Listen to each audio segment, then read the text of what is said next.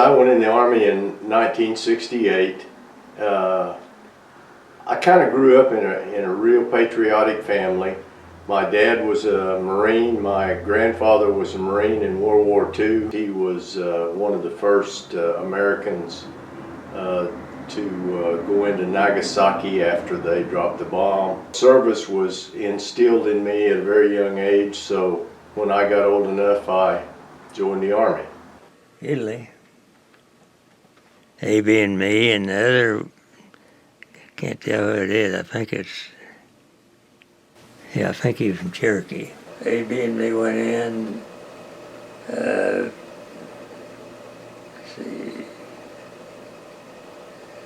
2 years after the war started. And the reason we did, the boy from Cherokee is in the Merchant Marines, and he was stationed in Brooklyn, New York, and he asked his folks if he'd come and join the Merchant Marine, and so they come and asked me then, and my folks said I could because I had 3 brothers in the service already, and so we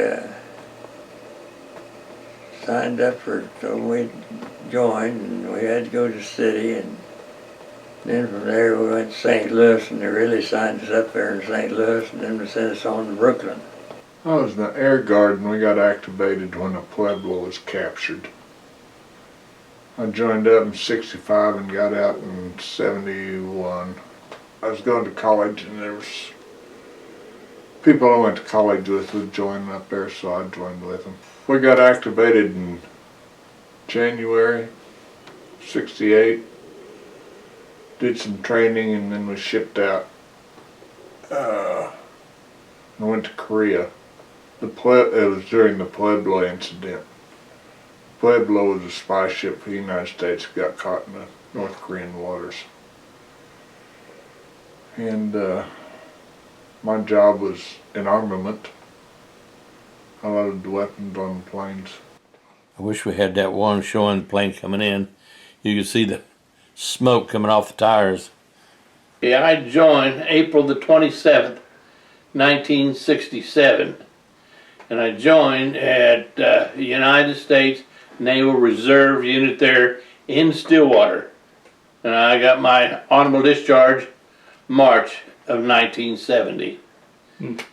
I went to Vietnam. And we just kind of grew up, you know, it was, our father served, we served.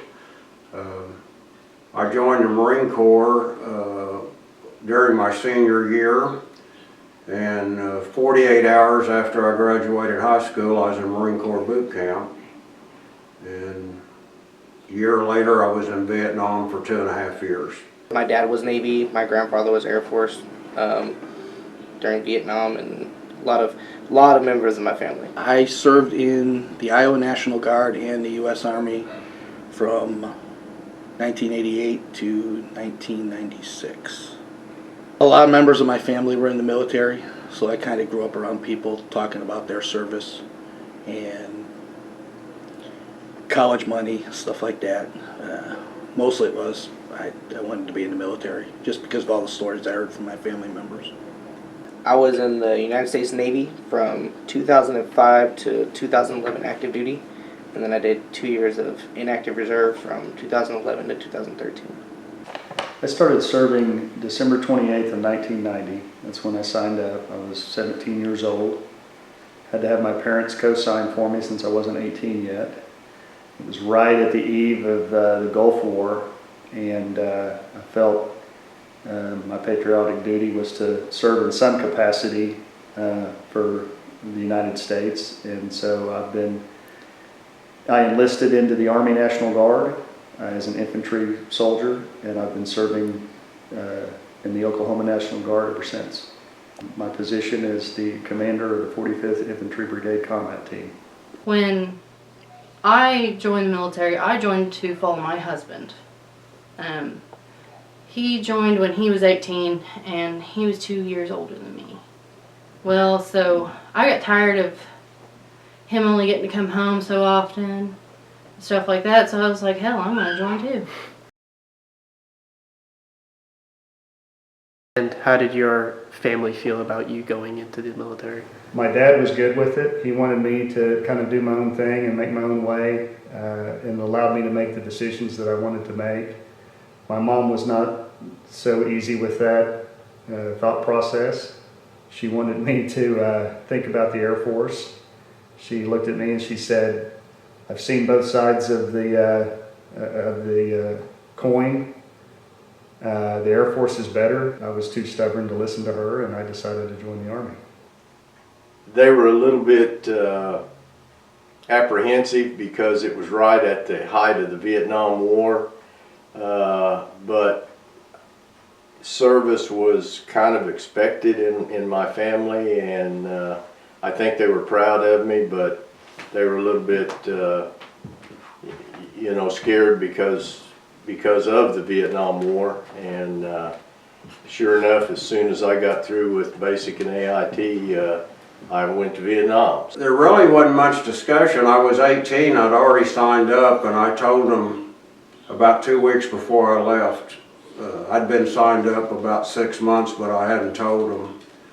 And wasn't sure how they were going to react, but my dad believed you should serve. I don't think he was really wanting me in the Marine Corps, but that was my choice. Not too happy, because I didn't tell them. I just joined, and then they, like I said, they found my uniform in the closet, and I had to tell him in 2 days I was leaving for San Diego, California for boot camp.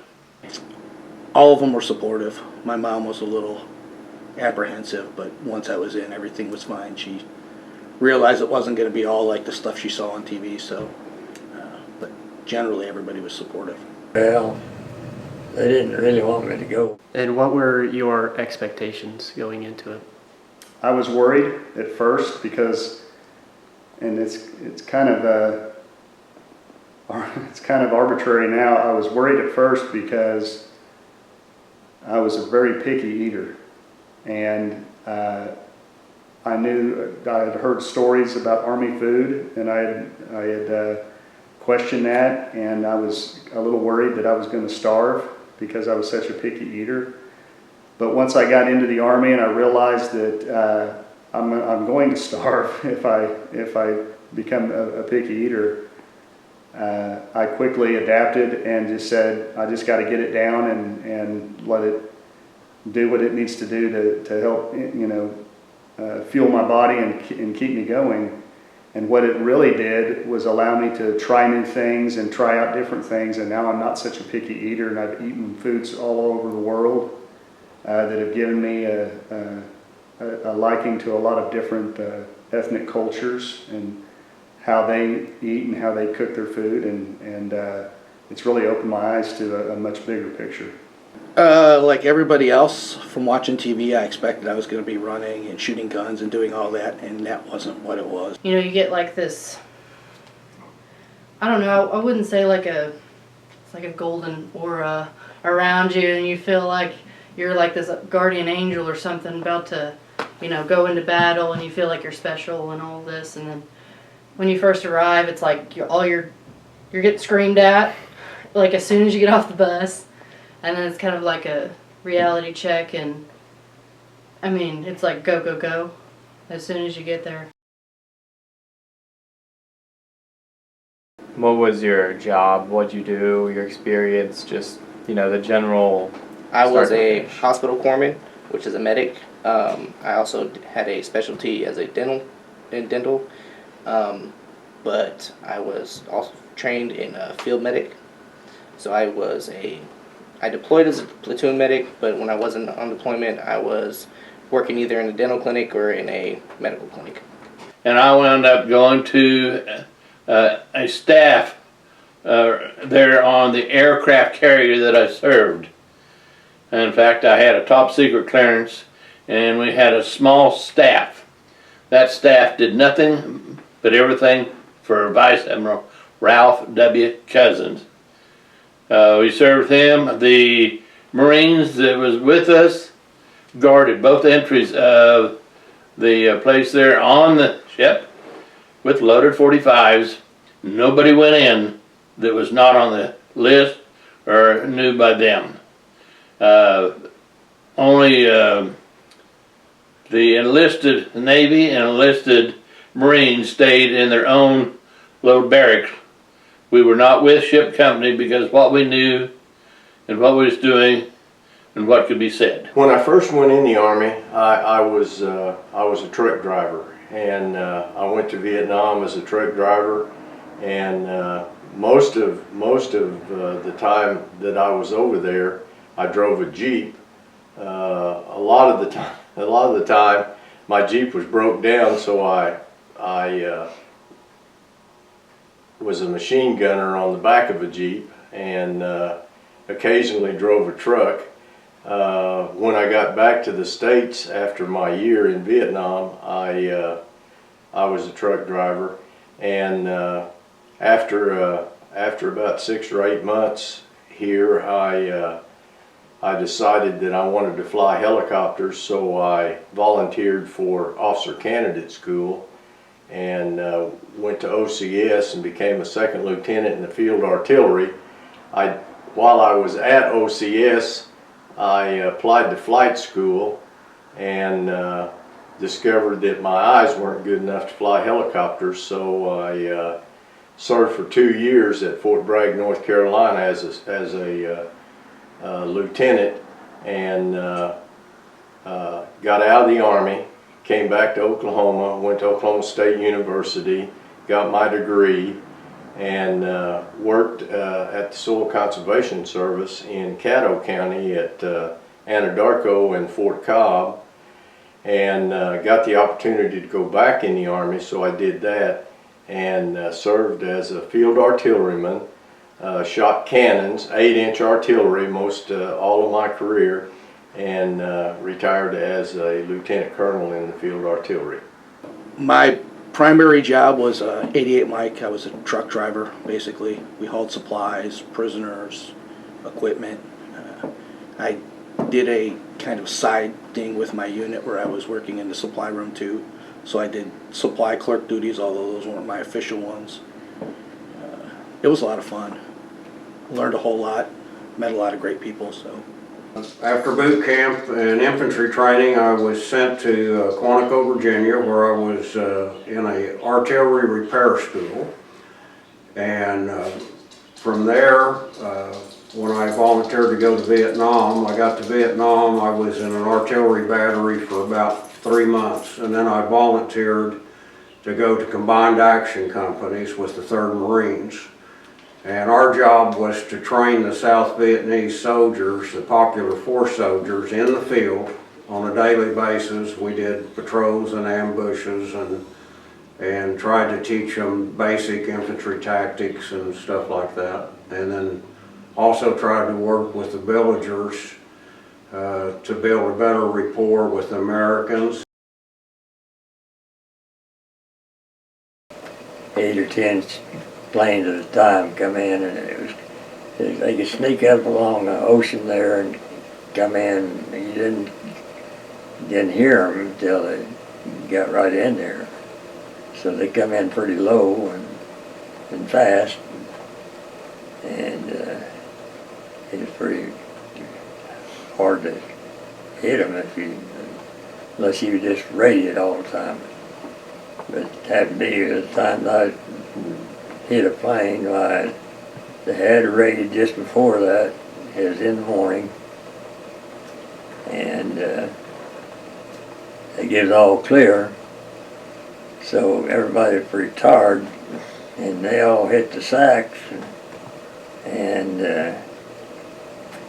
I was tired. I just stayed there on where the gun was, and then this other plane, it came by itself, and they did that right after the rest of them all went to sleep.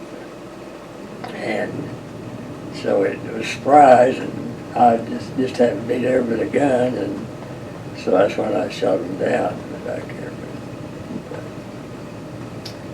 I tell you, it was weird. I came home for my first tour. And of course, all my friends by then had either been drafted or joined, and so there was nobody at home from high school, you know, the guys I run around with. So it was really boring, and I was anxious to get back to my group in Vietnam. And I guess I was under the impression at some point we were going to win that war, and I wanted to be there when we won. And of course, it didn't turn out that way. Well, it was coming back from Vietnam. It was a real dark time. The people didn't appreciate the soldiers coming back from Vietnam. They spit on them. They wouldn't. You couldn't wear your uniform to fly home. You had to wear civilian clothes because the civilians didn't embrace the soldiers at that, or the Marines, or the sailors, or the airmen, or whatever. So it was kind of a bad time. They was going back to Pacific, and they got Germans shot them down. They lived out about 4 days before they found them, and they had on somewhere around close to 1,200 people on, and they ended up with people getting drowned. Then some of them didn't get on a ship, probably there, and probably some of the probably fish and sharks got them, and they lost they led about 1,200 people on it, and when they did find them, there's only about 400 of them left. And then finally, I was stationed at 29 Palms, California, and that's where he was, and we were super excited. We ended up working in the same shop, got to see each other every day, and I was there for about 6 months, and then he went on his 4th deployment to Afghanistan. He didn't come home, so that was pretty rough. You're fine.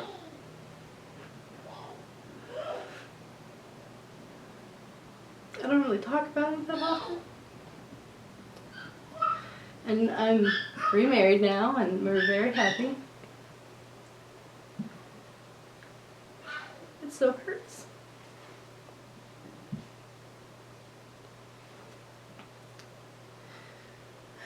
I'm very proud of him, though. So proud. We all know what we're signing up for. I mean, it goes with the territory. You know, when you sign up, it's almost like you sign your life away. And you know this. You know when you enlist that there's a possibility that you're going to have to go to somewhere that's not so pretty things are happening. And, you know, that's why everybody just kind of leans on one another. This is my youngest son when he was in basic training, and this is my oldest son. Both of my sons were in the Army. My oldest son retired as a master sergeant, and my youngest son was medically retired. He had a 100% disability from Afghanistan, and he was a staff sergeant. He's doing very well now, but he's had a soft tissue brain injury, and he lives in Cherokee. For people who haven't served, I mean, you don't have to answer this, but what's one thing we might not understand about it that you like to tell us? If there is anything. I don't know. It's just the pride. that I feel even today when I see that flag, and you see people desecrating that flag, and you see people when they play the national anthem at a sporting event or something like that, that are talking and not paying respect to the flag, and it just breaks your heart, because you knew people in the military who made the ultimate sacrifice, that gave their life for that flag, and to see people that don't respect that flag, and even today, and I'm 73 years old today, and I've been retired from the Army longer than I was in the Army, but it still really bothers me when I see people that don't respect that flag, because I know people personally who gave their life for this country and for that flag, and to see people that that don't respect that flag, and I know it's just a piece of cloth, but it stands for so much more, and I just wish people would have a little bit more respect for that flag, and understand the sacrifices that some people have made for that flag and the country that it stands for. Every veteran has their way, and every veteran has their way of dealing with things, and I don't know any veteran that is the same person before they left to go on a deployment when they came back. There's always something that changes, whether for the positive or for the negative, and I think people need to realize that sensitivity, but not just that. They also need to realize their own lives and how their lives are benefited in living here in this country, and it's veterans that have kept that dream alive. I'm glad I did. I served my country. I didn't sit back on my haunches and say, okay, somebody else do it for me.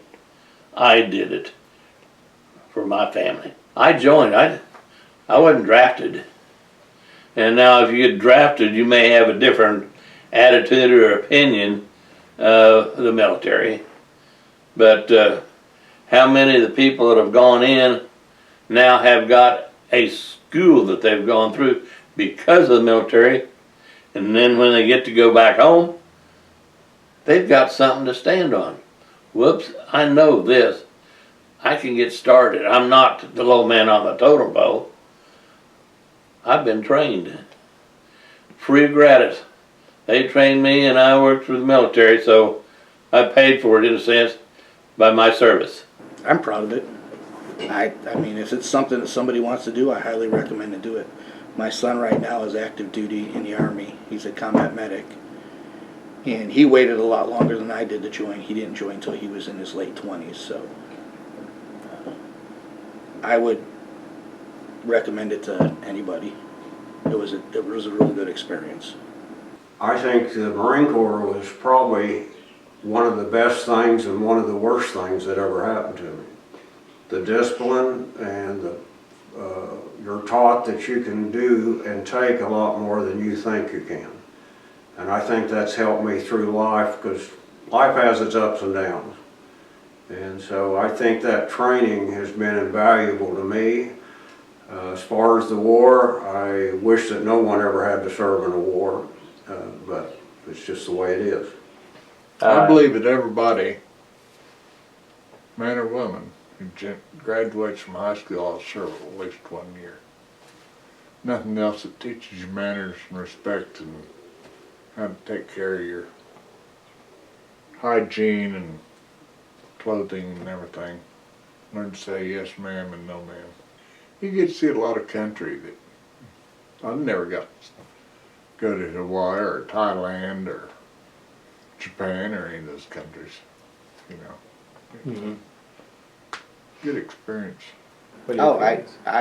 I'd do it again if they'd call me. So I enjoyed my time in. I highly recommend, you know, at least everybody doing, 4 years active duty. If my sons or stuff like that wanted to join, I'd be fully supportive of that.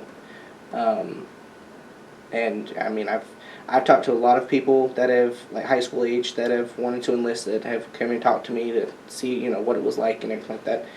And, I highly encourage that. If, somebody's interested in going to the military, go talk to a vet.